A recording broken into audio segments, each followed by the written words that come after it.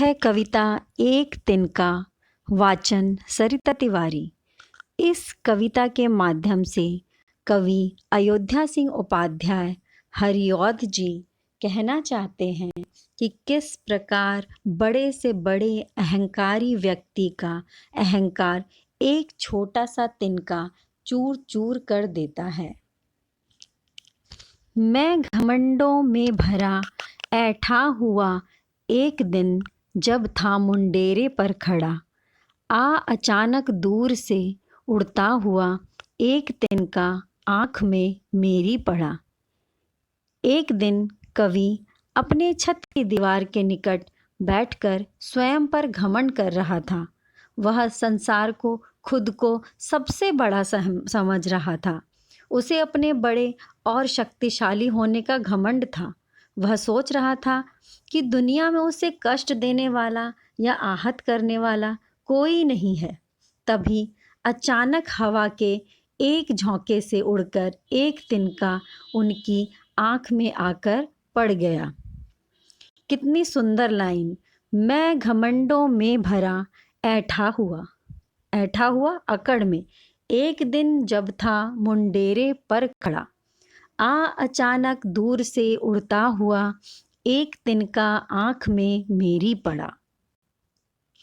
मैं झिझक उठा, हुआ बेचैन सा, लाल होकर आँख भी दुखने लगी।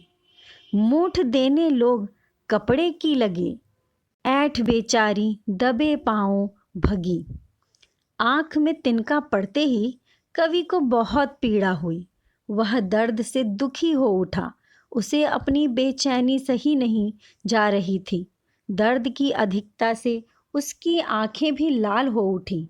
कवि का अपने बड़े और शक्तिशाली होने का झूठा घमंड टूट गया। तब उसने पाया कि वह अन्य लोगों की सहायता के बिना अपनी रक्षा करने में असमर्थ है। यह अनुभव होते ही उसका घमंड दूर हो गया। तब वह विवश होकर अपने आसपास के लोगों से सहायता की याचना करने लगा।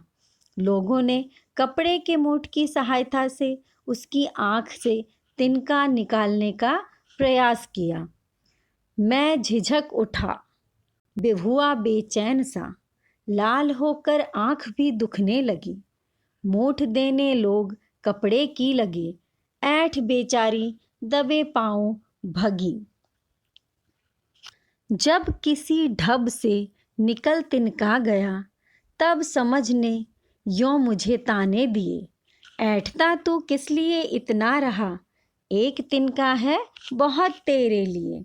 अनेकों प्रयासों से लोगों की सहायता लेने के बाद तिनका जब कवि की आँख से निकल गया, तब कवि को समझ आ चुकी थी कि दुनिया में कोई बड़ा या छोटा नहीं है।